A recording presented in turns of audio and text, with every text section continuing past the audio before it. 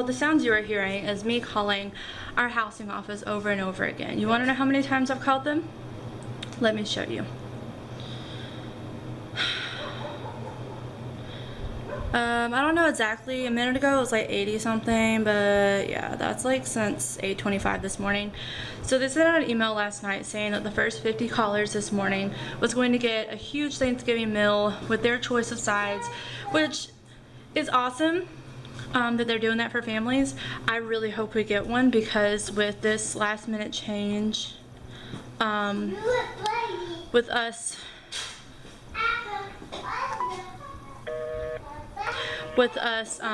not leaving until December, we didn't plan anything for Thanksgiving, and we're kind of tight on a budget, like a really tight budget right now. So anyways, I've gotten through to these people a couple times where it wasn't the busy signal, and I left 2 messages. I got through to them twice to like the voicemail system, and then they actually picked up once and hung up on me. So the second time I called and got through and left a voicemail, I let them know that I did get through, but they hung up on me. So I don't know if that counts. I don't know if the message that I left them this morning at 8:30 as soon as they open counts, but this is driving me crazy because I know there's like a million people, not literally a million, but there's a lot of people calling them. I'm one of the crazy ones that's just gonna call over and over again until someone answers. But the good news is, between calling them, I got a call from a different number. I thought it was them at first, and I answered, I'm like, hello. But it was the guy who is in charge of all of our medical paperwork in Germany. See, I'm like pacing my house right now. Anyways, he called and he asked if John's orders were modified, if they got extended. I told him yes, that we're not supposed to be in Germany before a certain date. And yeah. So basically, he asked for my husband's number because he doesn't have my husband's work number, even though I've given it to him a couple times. I guess he just didn't save it. But anywho, he said that he heard back from Germany, he has news from Germany, and he's trying to relay it to my husband. He couldn't tell me, he has to tell my husband first, so I hope that's a good thing. So now I'm just waiting for John to call and let me know. Hopefully John isn't in a meeting or anything, and he can find out something. I just wish he could have told me, like, as soon as he called. This is gonna drive me crazy. I know it's no big deal. I know there are families who probably need it much more than we do. But it would be really nice to not have to worry about cooking a huge Thanksgiving meal and just have our Thanksgiving meal done for us. Because if we don't get this, I'm not gonna deal with the turkey. John wants a duck, but I'm not doing duck. I'm going to buy a cooked ham at the store, and I'm gonna heat it up, and I'm gonna make some deviled eggs and some other things, but I am not going all out because we don't have the money to do it. Anyways, guys, I'm gonna keep trying to call these people and wait for John to call me with some Germany news, but my battery's about to die, so I'm gonna let it charge for a little while before I go get Audric. They're having a family feast day at Audric's school, so Kimber and I get to go have lunch with Audric at his school, so we'll be leaving to go do that in a little bit. But let's just keep listening to busy signals. That's one morning. My battery's still about to die, but I have to tell you guys this. So literally, after calling our housing office 110 times, I counted the calls, I finally got through, and it was when I was using the bathroom. TMI, I had to pee really bad. So I went to the bathroom and I just kept pressing call and speaker, and then I realized it wasn't a busy signal, and I'm like, is it actually ringing? So I held it up to my ear and it was the whole please hold, and I thought I was gonna get hung up on again, but someone actually answered and they put us down on the list. So yeah, that's my excited moment for the day, because I literally called them 110 times just so we could have Thanksgiving dinner. I mean, we would have it regardless one way or another, but I'm just happy. They're supposed to call us tomorrow to confirm, but she has us on the list, so hopefully I was one of the first 50 people and we can get that.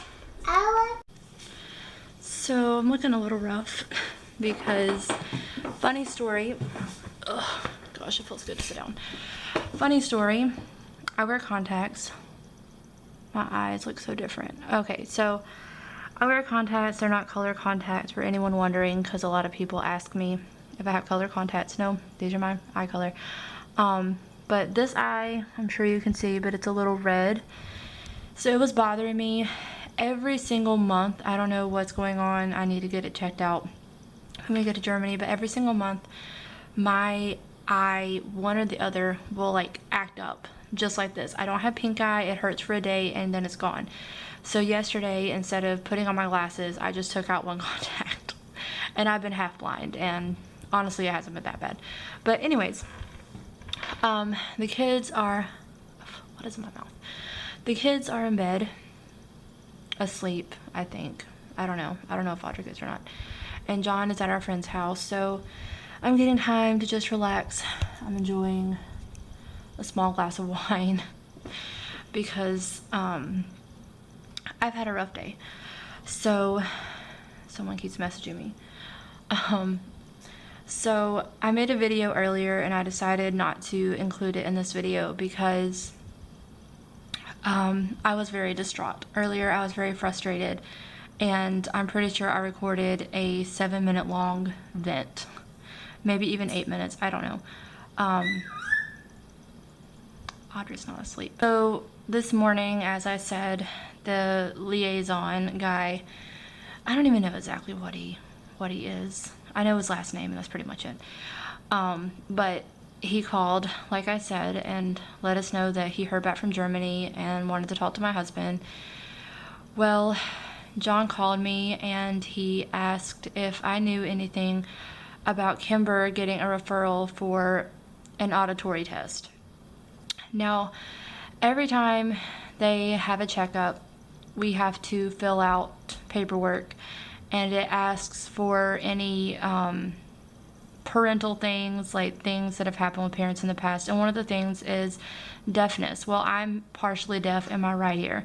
I had a lot of earaches or ear infections when I was little, and that caused one of my inner bones in my ear to collapse, and they had to do outpatient surgery. Basically, they inserted a little square thing, I don't even know what it is, into my ear to separate the bones. Yada yada yada. It was nothing major, but I am partially deaf. I did have to wear a hearing aid for a while. So I always put that down, like always. And apparently the pediatrician put in a referral for her to have an auditory test based on that, but no one told us. No one told me that she needed to have this test done. So basically what happened was Kimber's medical paperwork, the only person out of our family whose medical paperwork was cleared and all to go, she had no problems, got kicked back because of that. I was just very frustrated earlier today. I was crying, I was in tears, because it was just, we have jumped through hoops. We have practically had to force people to do their jobs just to get this move to happen, and it's one thing after another, and I don't know how much more I can take. All of this just to go to Germany. So that being said, I didn't want to include that in the vlog, but yada yada. I've had a day, needless to say. That's why I'm drinking my small glass of wine, because it's been a rough day because of that. And John is getting it fixed. He doesn't know what's going to happen. He's kind of frustrated about the whole thing too, so I haven't really talked to him much. I know we're both really frustrated. We're both super stressed out about it. It's just, like I said, one thing after another.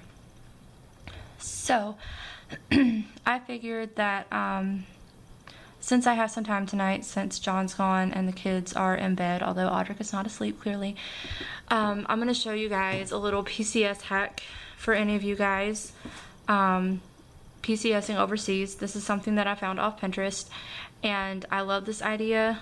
so I decided to do it. This is for when you're traveling on the plane. So let me flip this screen down and turn it around. So here I have a bunch of nice little Ziploc baggies, and I wanted to share this PCS tip because, like I said, I thought it was a really good idea, but I'm gonna go through them one by one. So there's a lot of bags. I think there's like 9 of them, but this one is labeled mealtime, and I wrote down on little pieces of paper what each one is supposed to contain, and then I wrote down suitcase because some of these are going in our backpack. So this one is going to have bendy straws, take and toss silverware, clothespins, that's like to fasten the tops of chip bags and stuff, some paper towels, and a small bottle of dish soap. So this is really going to help once we get to the hotel room and we don't really want to go anywhere, and maybe we have jet lag setting in, so we don't really have to worry about it. And that's what a lot of these bags are for, so we don't have to worry about all of these crazy things when we really don't even want to think about them. So this one is obviously the food bag, and it's going to contain extra Ziploc bags, a plastic bag for trash, plastic bowls or Gladware. I'm not really sure how we're going to put them in these bags, but I'll figure it out. But anyways, this is going in our suitcase too. And notice I put with lids, and then a small pack of wipes. So there's that bag. The next bag is for snacks, and this is just going to have different things like raisins, granola bars, rice crackers, snap bags of goldfish, cookies, etc., like those little snap pack things. Basically, this is just going to keep us, well, not really us, but keep the kids held over when they're like starving, especially when we get off the plane in Germany, because more than likely we're going to be flying into Ramstein, and then we have like a 2-hour drive to Stuttgart. So I know they might be hungry when we get off the plane, so that's going to be a lifesaver.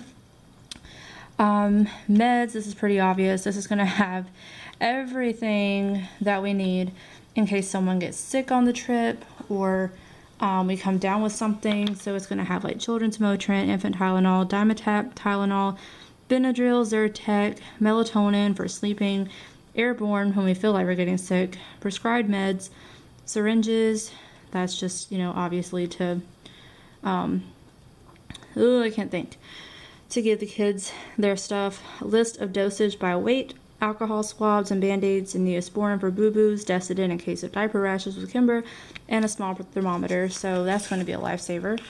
And this is for the clean bag. So I am kind of a cleaning person.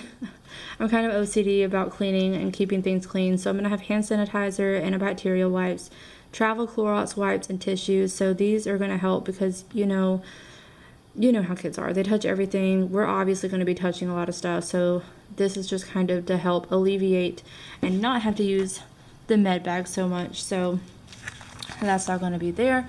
And then here we have 4 bags with all of our names on them: Audric, Kimber, Sharon, and John. And basically each of these bags is going to have a change of clothes for each of us. I don't know what to do about mine and John's. I don't think our clothes are going to really fit in here. They might, I don't know. But basically, if something were to happen and one of the kids got sick and they threw up on themselves, God forbid that happens, but if it does, these are going to be our lifesavers, because there's going to be a change of clothes, and then once we take the clean clothes out and put it on them, we can put the dirty clothes in the bag, and they're going to be sealed, and we're not going to have to worry about dirty clothes, dirty things getting on anything else.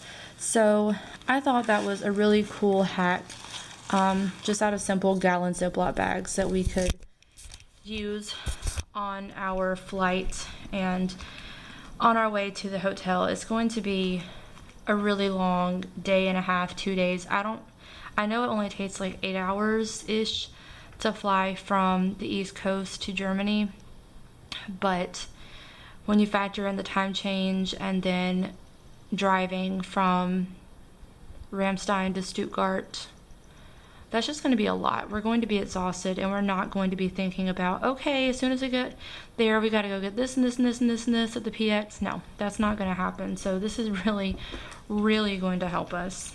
But anyways, guys, I think I'm going to finish up this glass of wine and take a shower and maybe try to edit this video and get it uploaded if I feel like it after I take a shower. I might just go to bed.